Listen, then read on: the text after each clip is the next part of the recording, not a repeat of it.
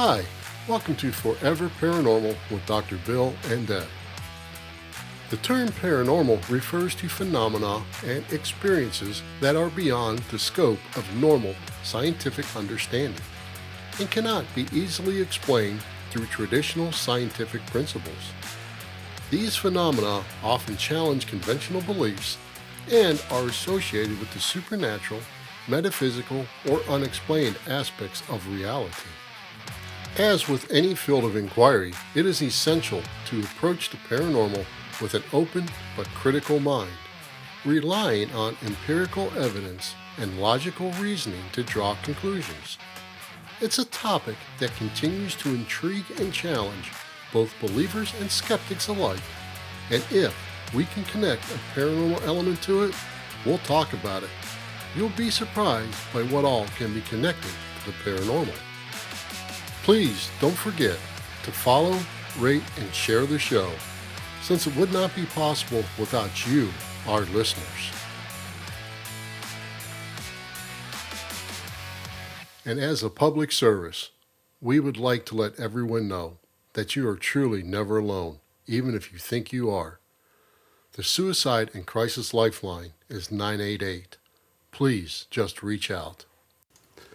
Well, hello there everyone, and welcome to this week's show, where we are going to fly into the Kinross UFO Incident on its 70th anniversary. Hi Deb, how are you? I'm well. How are you? I'm doing very good. So, do you have anything new and exciting this week to tell us? I did run across a very curious story in AP News about the theft of an 18-karat gold toilet. The theft of you're shitting me. No. Would you like to hear about it? Sure. According to AP News, 4 men were charged over the theft of this toilet, which was at Blenheim Palace, which is where Winston Churchill was born.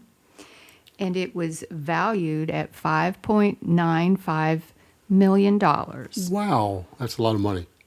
It is artwork, and it was titled America by an artist, Maurizio Catalan. The title is what intrigued me. Why is a toilet named after America? I wonder that too, because Thomas Crapper invented the toilet and he was actually a British plumber. But maybe it's due to the extravagance. I'm sorry, I'll quit interrupting. Go on. Well, this artist said it was intended as a pointed satire about excessive wealth. And this toilet was fully functioning prior to the theft. And people who visited the palace, it at one point was at Guggenheim as well, before it was sent to Blenheim Palace. But people could book 3-minute appointments to use it. Wait, you only get 3 minutes? Yes, that's correct. The theft caused, they removed it, and obviously it damaged the palace's plumbing system, and it caused damage and flooding to this building, which is a UNESCO World Heritage Site, filled with all this art and furniture. Wow, so that created a lot more troubles. Yeah. Yes, I'm sure they're going to have more added to their charges over that. But another article I read quoted Catalan as saying, whatever you eat, a $200 lunch or a $2 hot dog, the results are the same toilet-wise. And if you can get it out in 3 minutes, great for you. I'm just saying. That was really interesting, Deb. Thank you very much. Yeah. Okay, so I know you have something else coming up too. And you've got a bid week coming up next week. You're going to run your first 5K with Wyatt. And I just wanted to tell you that I am really, really proud of you for doing this. I know you've been training hard for a long time to be able to do this. And I want to wish you and our son Wyatt the best of luck. Well, thank you. Okay, moving on here. Folks, this is one of the most bizarre incidents that you probably never heard of or hear much about. even though it made headlines and national news in both U.S. and Canada, and the different scenarios which were and are being stated by the U.S. Air Force is just absolutely crazy.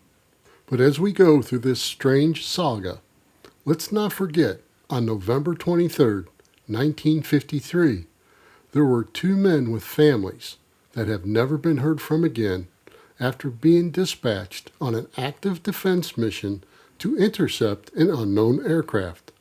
The first is the pilot, First Lieutenant Felix Eugene Moncla, Jr., and his radar operator, Second Lieutenant Robert Wilson.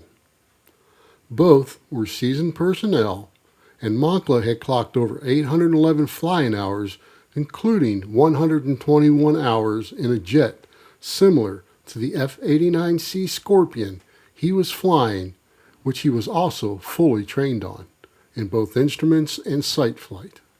Before we get too deep into this, we need to give credit where credit is due, though.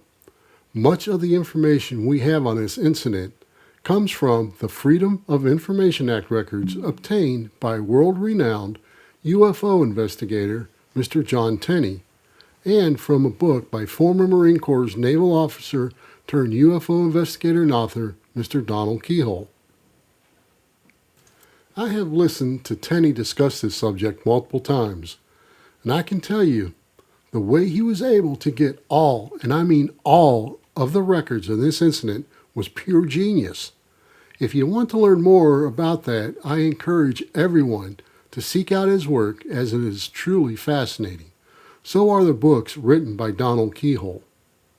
This all started on the cold and lightly snowy night of November 23rd, 1953, when a blip appeared on the radar screen of the U.S. Air Defense Command Center radar over restricted airspace hanging near the Sioux Locks in Sault Ste. Marie. Moncla was scrambled and took off at 6:22 p.m. Eastern Time. Why are these locks considered so important? Well, it just happens, if something happens to the locks, especially in wartime, it would cripple both the U.S. and Canada, because 100% of the iron ore used in these countries pass through these locks. Each year there is over 80 million tons of cargo with an approximate value of $500.4 billion that pass through those locks.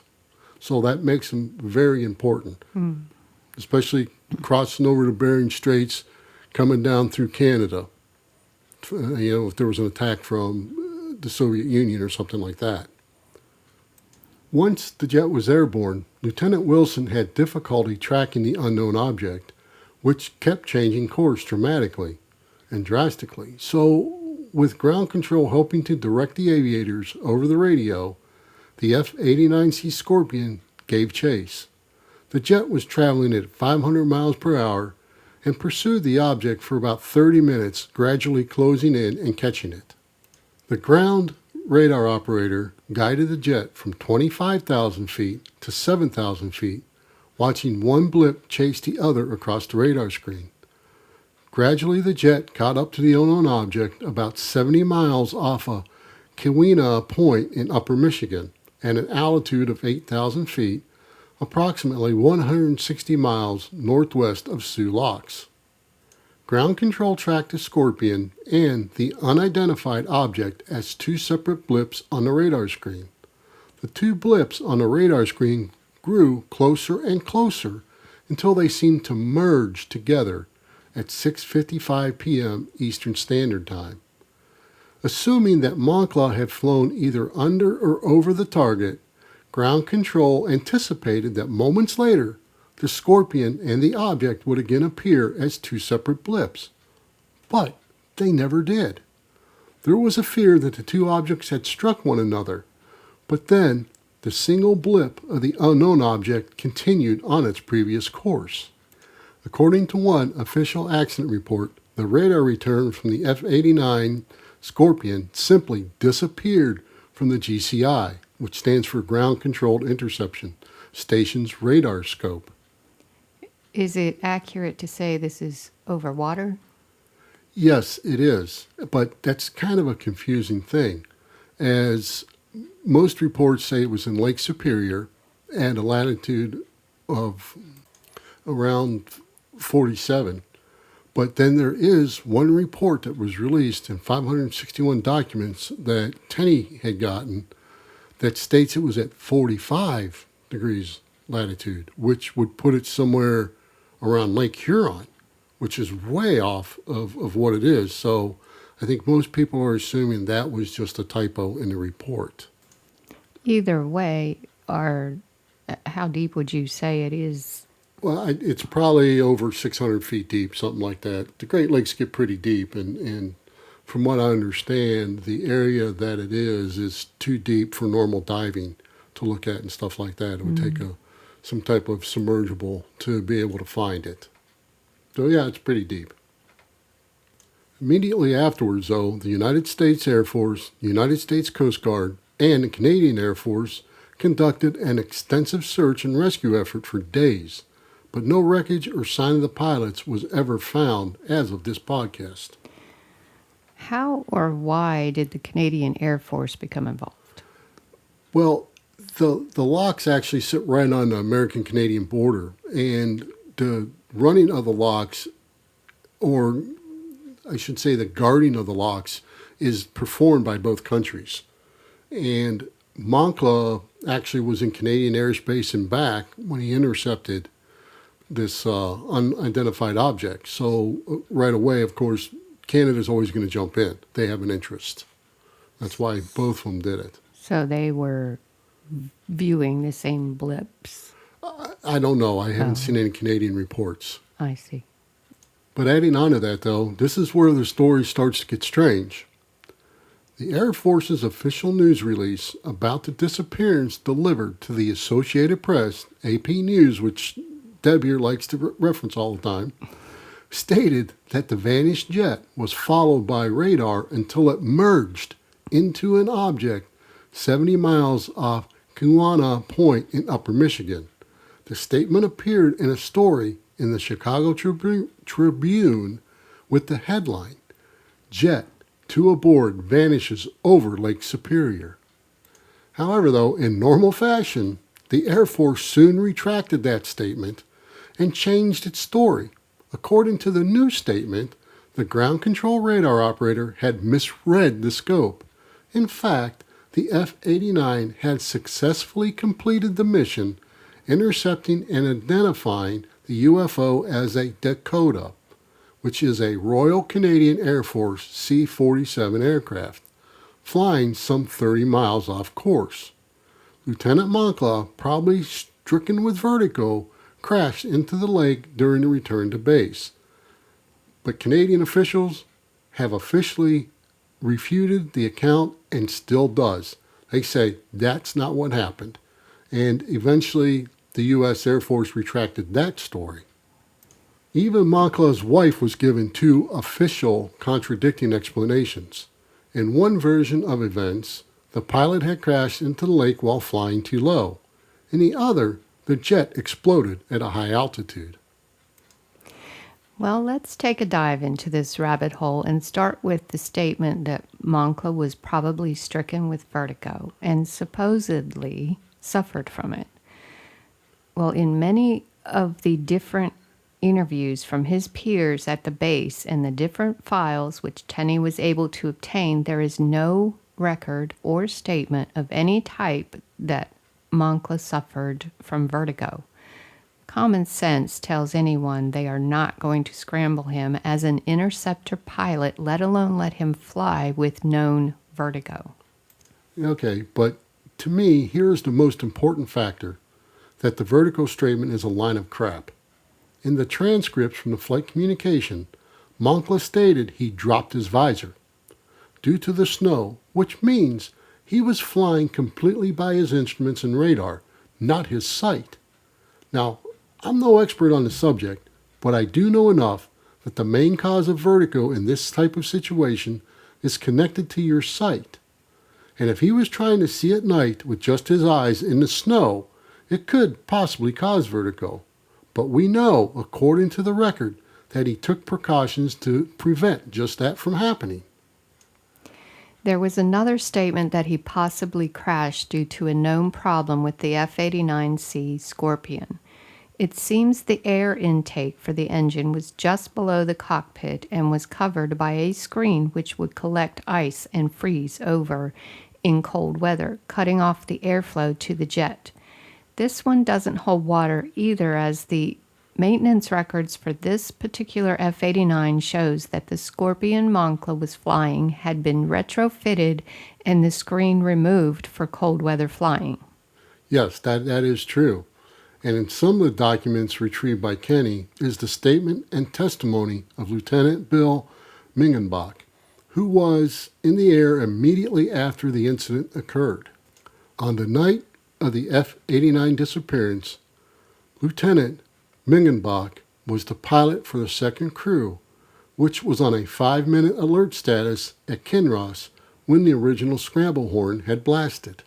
Here is Mingenbach's statement as it's written in the official record, and it's written from an Air Force standpoint, so need to just understand it as I go through it. But we'll explain a little bit of it after we're done reading it.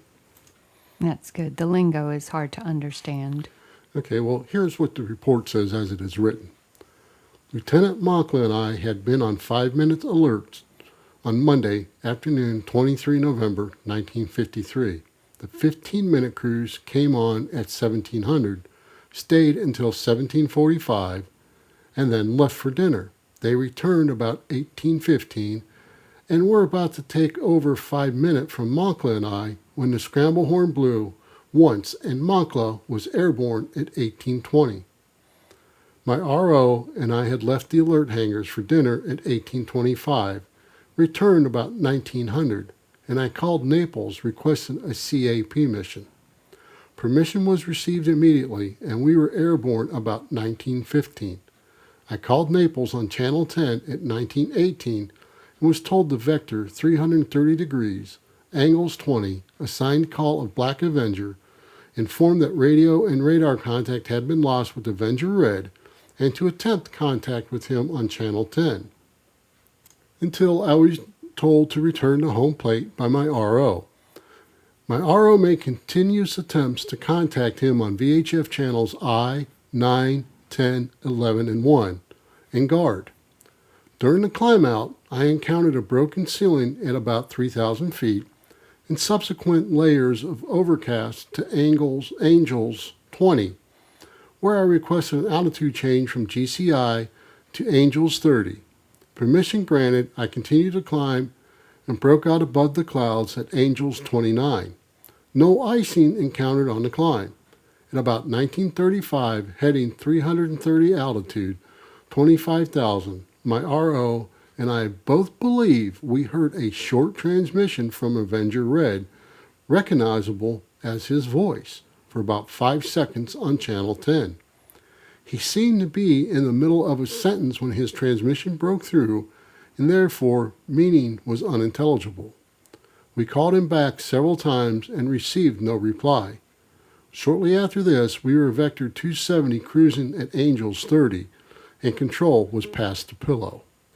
My radio reception was very good, since I was clearly reading Naples Vector Avenger Purple, where I was 151 miles from home plate. Pillow vectored me over the area where contact had been lost by them with Avenger Red, and requested that I let down in that area to investigate. Kinross weather had forecast moderate to heavy icing and snow showers for the local area. Since I was not sure that my anti-icing system was operative and did not have retractable engine screens, I hesitated to let down into icing conditions that perhaps had given trouble to Avenger Red. Also, snow showers combined with the low ceiling over the lake would have rendered effective search impossible in that area. I was informed that the request for me to let down had come from Horsefly, and therefore Pillow nor Naples could do anything but have me orbit the area and continue to attempt radio contact with the lost aircraft. Finally, when Avenger Purple had come within 30 miles of my position, we were both told that Horsefly requested we return to home plate and land. A normal letdown at Kinross was accomplished under Naples' control, light icing encounter between 17,000 and 6,000 feet, and I landed at 2055. Well, Deb, I can understand why you had some trouble understanding that, because that's a lot of Air Force jargon right there. Yes. A lot of military jargon. So Avenger, Naples. that's their Purple. call signs. So the RO stands for his radar operator, who is trying to contact on to different channels. The angels is their altitude, the altitude that they're flying at, the different angels. That makes sense. All right. So Horse, and what then about horsefly? horsefly is another call sign, which is maybe from a higher up. Right. So they don't ever want anybody's name on the radios and stuff. So that's why everybody's got call signs, and you assign them as you're getting taken off or whatever. A lot of times they're not the same. It's not like in the movie Maverick. What? You know, each mission, I should say, call sign is different as it goes into its mission. What does vectored mean? Do you know? Vector is the direction. It's the angle. It's the degrees they're going at. Mm-hmm. Okay. All right, so let's move on there. Okay, so this pilot and his radar operator both claim to have heard Moncla on the radio at 25,000 feet.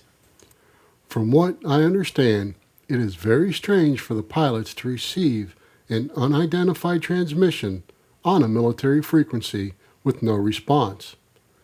It is stranger still to consider the fact that both crew members identified the voice as that of Lieutenant Moncla, who they both recognized by his accent and delivery. This is especially mysterious when one considers that the transmission was at least a half hour after radar and radio contact had been lost with Moncla's F-89 Scorpion. It must be remembered that indications are that several radar stations had been observing the F-89 intercept, so it is very hard to attribute this lost signal to anything other than the crash or disappearance of the F-89 by being taken inside the UFO. They weren't just out there flying around lost somewhere, because they were not on anybody's radar. There are still varying claims and rumors associated with this case file. The Air Force's Project Blue Book report listed as saying the jet successfully accomplished its mission and that the crash was an accident probably caused by an attack of vertigo. It goes on to say that the abnormal radar behavior was due to unusual atmospheric conditions, and deemed the inability to recover wreckage as understandable given the deep water. They don't include what their mission was and want everyone to believe the Canadian plane story even after Canada called the U.S. out about that one. And man, we've heard the weather condition excuse for radar like this before. Remember, like when the UFOs buzzed the White House? That was just atmospheric conditions. Meanwhile, investigators from the National Investigations Committee on Aerial Phenomena, otherwise known as NICAP, discovered that any mention of the mission had been expunged from official records. And the Aerospace Technical Intelligence Center's official line on the case was, "There is no record in the Air Force files of sighting at Kinross Air Force Base on 23rd of November 1953. There is no case in the files which even closely parallels these circumstances." It's amazing how it just disappears out of some records, right? But it appears that even though this incident isn't well heard of, it still seems to pop up on the UFO radar every now and then. I think the latest was an internet blast in 2006 when some fictitious company called the Great Lakes Dive Company supposedly found the F-89 wreck and even found parts of the UFO they claimed. Of course, you could only see what they found if you would purchase the DVD they were trying to sell at that time. But it didn't take long for investigative journalists like Linda Moulton Howe to prove that this was all fake, and even Great Lakes Dive Company's fake name owner Adam Jimenez really disappeared without a trace very quickly, as it was all bogus. As I said in the beginning, let's not forget that 70 years ago, 2 family men lost their lives that day in service to their country, and the only type of memorial for them is the one Moncla's family put on the headstone of his empty grave in Monroeville, Louisiana, which reads, "In love and memory of Gene, Felix Eugene Moncla Jr., 1st Lieutenant, United States Air Force, born October 21st, 1926, disappeared November 23rd, 1953, intercepting a UFO over Canadian border as pilot of an F-89 jet plane." That's pretty harsh reality right there, that his family put that on there. You know, Deb, I do find it weird that we don't hear many of this type of reports anymore. Are they not happening? Or maybe they're just being better covered up and explained by so-called training mission casualties? I don't know. Maybe they aren't happening anymore since Eisenhower purportedly signed a treaty with the aliens. One needs to wonder. I really just don't know. Well, Deb, what do you think about this one? I, like many people, believe there has to be transparency in order to have trust in any situation. In cases like this, where men and women have lost their lives doing their duty or job for this country, we owe it to them to be honest and transparent about what happened. Oh, I completely agree with you, but I was really asking more about, do you think that he just crashed his plane, or did he get taken by a UFO? What's your thoughts on that? I feel like I'll never know the truth, but I don't feel the truth has been reported by officials yet. So your gut feeling tells you that Something odd. something odd happened? Yeah, I agree. Something paranormal. Yeah.